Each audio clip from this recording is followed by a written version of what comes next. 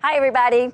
Welcome to our panel where we're going to discuss today with some of our partners the strategies that they've used in the past year to stand out to travelers to boost their bookings. My name is Carmela Gillenwater, and I'm the evangelist and ombudsman here at Vrbo, which means that I just get to educate the vacation rental community on what Vrbo's doing to optimize your success and grow in the industry.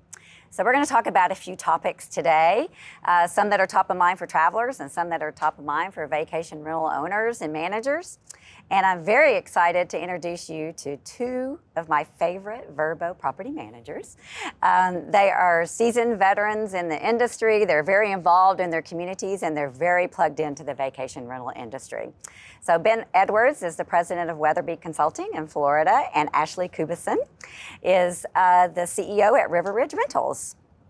So before we get started, why don't you guys just introduce yourselves? So Ben, why don't you tell us a little bit more about yourself and your background? Yeah, thanks, Carmela, and thanks to Vrbo for having us here.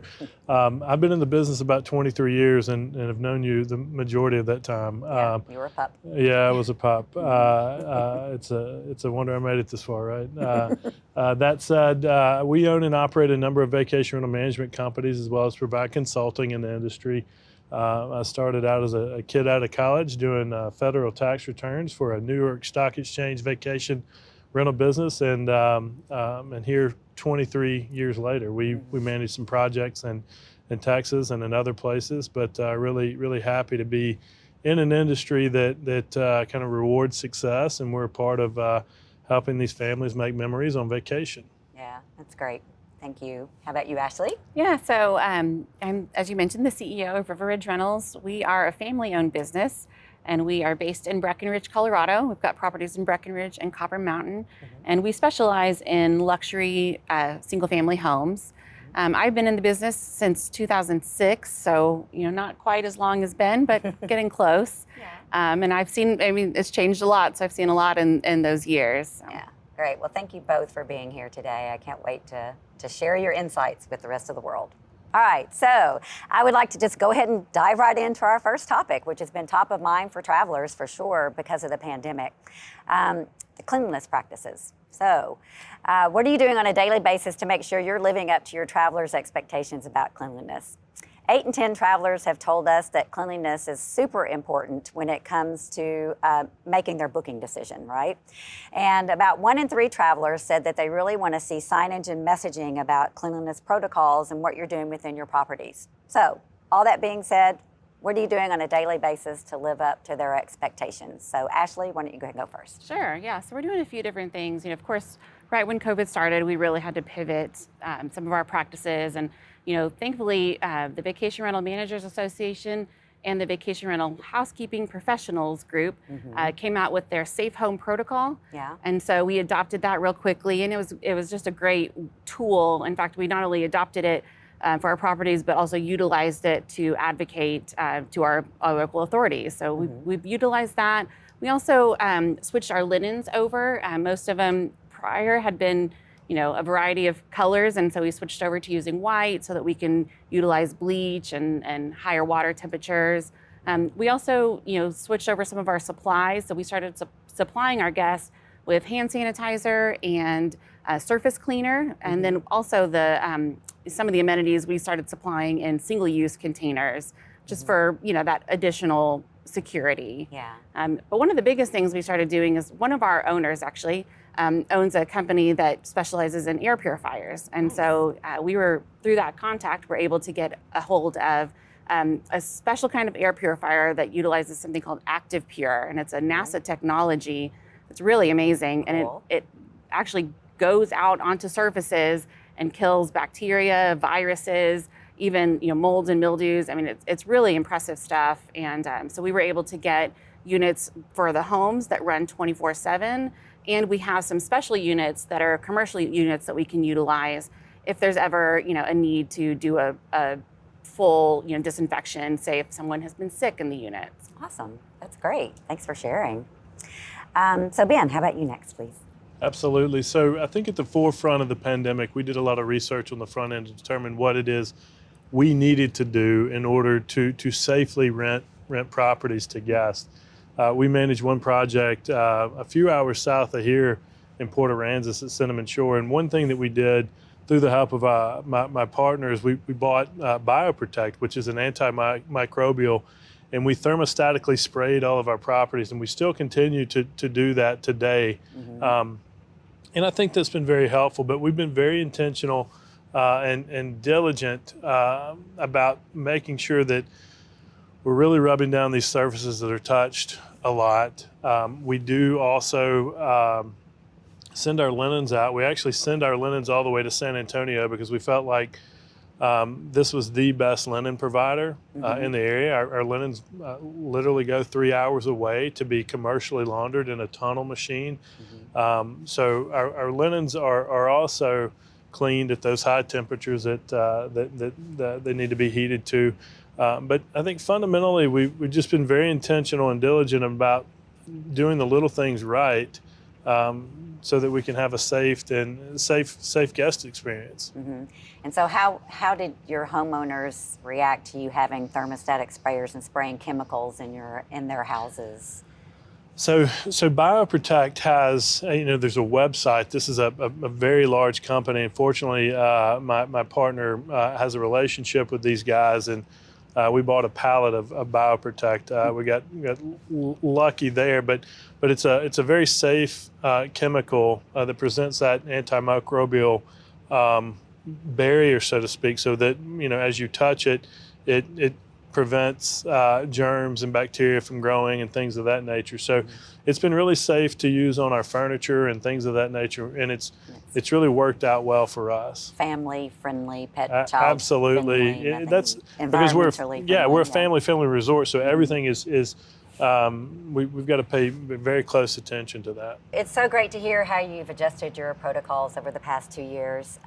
Earlier this year, we partnered with Wakefield Research to conduct a What Travelers Want survey. We talked to 16,000 different people across the world in 8 different countries, and we asked them to tell us how they were feeling about travel given COVID-19 and what their preferences were. So the insights that you see here are from this study, and you can see that cleanliness is right up there at the top. It is one of the utmost important things to travelers at this time, and we strongly advise that you set proper expectations with your travelers about cleanliness, to reassure them about the safety protocols that are in your properties also. So when advertising your properties, then how do you focus on highlighting cleanliness? Because that's what the travelers are looking for in their booking decision. Yeah, so a few things. We utilize, the tools on Vrbo to be able to mark that we are using those protocols, the Safe Home Protocol, and some of the additional steps that we're taking. We do also have a little bit of a blurb in our description so that, guests can see that. We talk about the Active Pure, and, we direct them to look it up because it's a fairly complex product, but it's really, it's very beneficial. And so we include that in our descriptions.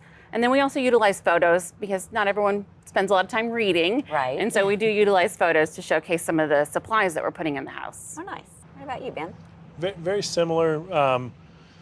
We've tried to over-communicate our process as it relates to cleaning. Our cleaning team is largely trained in hotels, so we have a higher level of cleaning. We've brought a lot of cleaners in as well, and we've communicated as much, into our payroll as opposed to paying a piece rate amount. So we have a little bit more control over that process because we really wanted to dictate how things were done in the cleaning process. But from an advertising standpoint, it really starts with educating the guest on the front end when we're on the phone. We also send out a tremendous amount of information, but like Ashley mentioned, not everyone reads everything that we send them. So we've been really focused on communicating what we do in the properties. Yeah, so what you're saying really could apply to those of you who manage hundreds of properties versus a single homeowner who manages one property. You just have to make sure it's in your listing and that you're talking about it to your guests, because even if you have the most beautifully written communication, they're just not going to read it all the time. So it's good to help them figure that out. So one last question for you. Do you think these new standards are going to be here to stay? Absolutely. I think it's so great how many people have come into the vacation rental space. So I think that the stat was 40% of vacation rental travelers this year were new to vacation rentals. Yeah. And I don't see that slowing down. And so as we've got all these people coming in who are not familiar with vacation rentals and the experience, and I think, you know, that level of expectation is there, and there's no going back from that. Yeah, and I'm guessing you're seeing this all your cleanliness standards and beautiful properties coming up in your reviews. People are actually mentioning cleanliness. Yes, ma'am. We're seeing that in a lot of cases. We're very focused on reviews. We spend a lot of time managing those reviews. We have a 4.8 on Google, and we look at it every day. Yeah. You know, we're at the same time we agree that there's an influx of travelers coming into the space. I don't think this will subside on our end. If there's anything that we can do within our group, within our team, to make the guest experience better, we're going to do it. Yeah. Our research does show that travelers will look to reviews to indicate the cleanliness of the property. So whatever you can do to get that mentioned in your reviews, go for it. Okay, so let's talk about what's going to be important to travelers when they come to making plans for their next trip. We talked about cleanliness. Next, we're going to talk about flexible cancellation policies and amenities. So when it comes to cancellation policies and refunds, how do you balance your business goals with your traveler's desire for flexibility? You know, the travelers want the most flexible thing for the cheapest price. You as a property manager and as owners want, you know, the highest priced and the lowest risk, right? Yeah. So there's a balance that you have to do there. So what is it that, how do you balance that? As it relates to cancellations, we do have cancellation policies because we don't own the properties.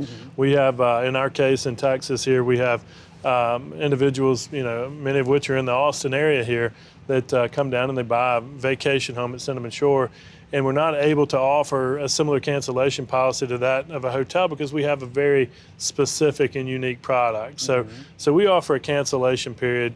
It has a nominal fee if you cancel outside of 60 days. Within 60 days, you know, we really stress the purchase of travel insurance. Yeah. But within 60 days, unless there's a real issue, generally speaking, we try to re-rent the property. And fortunately for us, we re-rent the property quite a bit. But I think travel insurance is really important. And as a company, you know, as we went through the pandemic, we either gave credits or we gave refunds. And it, you know, we really appreciated, frankly, VRBO allowing us to make that decision. There were some other travel distribution companies that did not allow us to do that, and it put us in a bad position. But fundamentally, we work through each of those issues as they arrive, and we're usually able to work something out if you're unable to make it. Yeah, and thank you for taking care of our travelers because you guys have made the right decisions for sure. Ashley, what about you? Yeah, similar to Ben, you know, all of our properties are individually owned, and you know, because we specialize in these larger homes, they're, you know, 4 to 8 bedrooms. You know, we're kind of limited in how flexible we can be. You know, when COVID initially happened, and any time that travelers have been affected by travel restrictions, we have been flexible in giving them either a credit or just rescheduling them to another date. But on the whole, you know, our cancellation policy is on the stricter side. So we just really focus on communicating that. You know, we want travelers to know exactly what they're agreeing to. And so we focus on ensuring that they are aware, and we really encourage travel insurance. You know, we also, if we do get the property rebooked and to another group, then we're happy to issue a refund at that point. So we do try to be flexible, and certainly when there's extenuating circumstances, we'll oftentimes reach out to our property owner and say, hey, how would you like us to handle this? Here's what's going on, and let them make that decision. Yeah, and it's difficult to re-rent a 7, 10 bedroom house like what you have versus a condo, which is some of your inventory that you have on. You have to plan a little bit more to get a family into a 7 or 10 bedroom house than you do a 2 or 3 bedroom, right? Yeah, we don't have as many condos. We've been you know, more specific houses, and we're probably 3 to 5, 3 to 6 bedrooms with some 1 to 3 bedroom condos. Condos are definitely easier, but I think the product mix that we're seeing nowadays is more homes. Yeah. People want to be in a home. Yeah. Good. So now let's talk about a riveting topic, pricing. It is the number one filter that travelers say they use on traveler booking sites. So that's good. So and this has been a really disruptive time for the past year and a half, 2 years. There's been no precedent really to set pricing for sure. So tell me, what are the most helpful resources that you use when setting your rates? There are plenty of things out there that are available to vacation rental managers. So let's talk about what you use on a daily basis. And Ben, why don't you go first? Yeah, sure. Thanks, Carmela. So fundamentally, we use a lot of the data in the system that we have already. We are tracking pace compared to prior year, pace as we continue to book into the future. And when you talk about pace, you're talking about where you look today based on where you looked same day last year or whatever absolutely, year that absolutely. Because we run Escapia, we have great visibility into that, but also we've got visibility into Market Maker, which gives us an idea of kind of what's going on. There may be something that we're missing in the future that Market Maker signals to us, and we're looking for booking signals in a lot of respects. At the same time, I still think there's a lot of noise in and around pricing in the industry. So we really focus on occupancy and average daily rate. We're driving occupancy or rate in most every case, and we're using internal data as well as some of the data from Key Data Dashboard and other places to effectuate change in rates. Mm-hmm. Tell me a little bit more about the Key Data Dashboard reports. What do they give you? Is it just market data? Or is it overall data? And is it just vacation rentals? Is it hotels? Is it airlines? So it's a great question. So fundamentally, it's vacation rental data. Mm-hmm. It's taking my data out of Escapia, which is a Expedia product that we use as our property management system. It does compare it to the market in certain respects if you have enough people utilizing that in your marketplace. But it has a really nice user interface, much like the performance dashboard in Escapia, and gives us a different tool to look at different metrics within the business. Got it.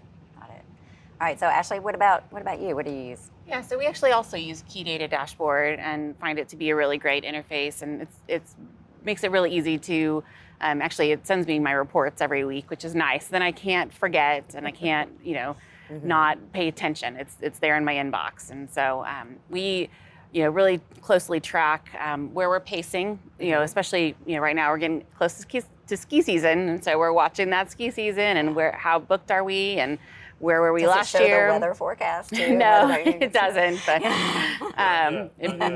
not yet.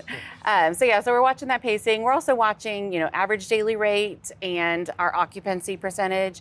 And we actually use a really cool metric that kind of combines those two into one. It's called RevPAR is actually a commonly used one, revenue per available room. That's a hotel industry term.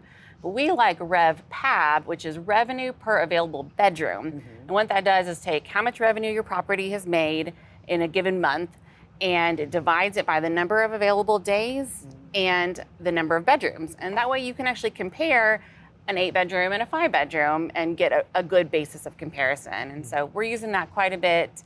And then we do also, keep an eye on what we're seeing in Market Maker and in our opportunities dashboard. Oh, good. Those are all super insightful things. We do have a long way to go in this industry when it comes to tools, I think, because there is no broad industry standard out there for the vacation rental industry, like there is for the hotel industry, right? That's right. Yeah. Well, and our products are so unique. They're snowflakes. Right. They're all special different. snowflakes, right. Okay, great. Well, actually, this will be a good setup for our next question, which is how much time does your staff actually spend on determining pricing? And do you have any tips on how to maximize the time? So we spend a couple of hours a week focused on pricing, and we're using data from multiple different sources. We pull that data into one singular place, and it's really revolves around pacing. We're driving occupancy or rate all day. That's really our focus. So we have a weekly meeting that's really dedicated to this, where we run through this, determine our pacing. Fortunately for us, over the past couple of years, our pacing has been ahead. We've been breaking records every year. We feel like we set a fair price for the product and the service we provide, and that's how we go about it. Yeah. And you mentioned that you used to do it on your own, right? And then you kind of came to a breaking point where you were spending a lot of time, and now you allow Rented to do that. Tell us a little bit about that. Yeah, so I mean, I used to do all the pricing myself, and it was consuming all my time. I mean, it's, if not a part-time, or it's not a full-time, but it's more than part-time. So, 30 hours a week or so is about how much time it was taking. And so, that's why we did move over to Rented. But even still, I mean, yes, we let Rented kind of do the labor part of it. And they do a lot of great analysis, but we're also doing a lot of analysis on our side. Plus, we're getting the questions of, hey, can we get a discount? Hey, is there an opportunity here? And so we need to be really aware of how we're performing. Do we need to be offering discounts? Do we need to reach out to Rented and have them make an adjustment? And so we are still monitoring it real closely. And we do a Friday meeting every Friday afternoon and go over our reports for the week and see where we're at. Not only does the sales team need that information, our marketing team needs to know if there's a house that's underperforming, then we need to boost some marketing there. So it's no longer a set it and forget it. I remember a time you used to set your rates in the fall. I guess might be, giving away my age, but you would set your rates in the fall and you would just kind of leave them for each season. And that is just, you don't do that anymore at all. I mean, it was like that. And even, I remember on our old website, there was a little chart and the rates were there, and that's how they were for years and years. Yeah. but yeah, no, things have changed quite a lot in the last decade. That is very true. All right, so I think we have time for one last question. Given that travel demand has become much more challenging to predict, how are you thinking about your pricing strategies for 2022? I don't think demand is going to be slowing in 2022. So right now we're continuing to set our rates at higher than historical pricing because we do feel like that demand is going to be high, and we actually are seeing a little bit of a shrinking of supply in the market as well, which is also going to affect demand. So we're continuing to keep things high. We are kind of cautioning particularly our property owners that we don't know what 2023 will look like, and so we're cautiously optimistic. Yes, yeah. What about you, Ben?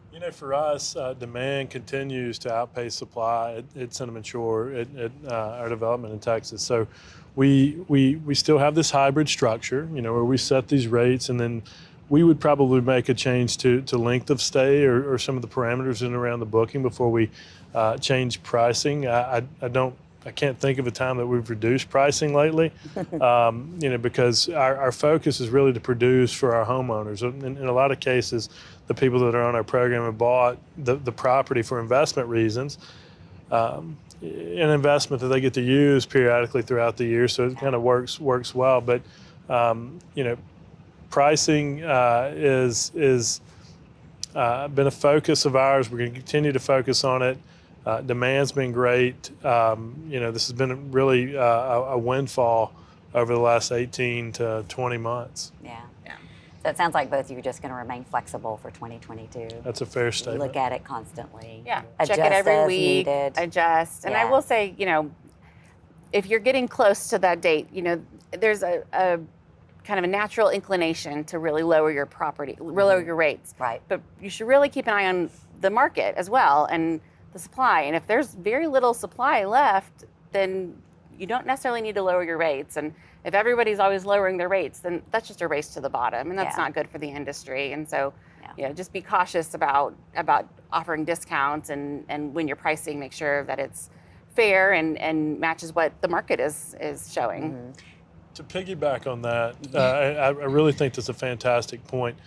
Don't be afraid to provide a tremendous amount of service, right? Because we have a lot to offer. We have a completely different product, and whether you have one property or 1,000 properties, I think it's incumbent upon us to make sure that everyone has a fantastic experience and wants to come back. Mm-hmm. That's really a focal point of ours, and I think it's something that we can all really deliver as a management team. Yeah. All right. Thank you so much, Ashley and Ben, for sharing your insights. You both have been just amazing to share this with us. I hope that all of you who are watching today got something very valuable from the session and can apply it to your business practices today. And so that really concludes day one of our virtual partner summit. So we hope to see you back tomorrow for day two. We're going to kick off the day with a Q&A discussion with Verbo Leadership, followed by a session with Sophie Donaldson, who will share her tips for designing for families. So thanks again for tuning in.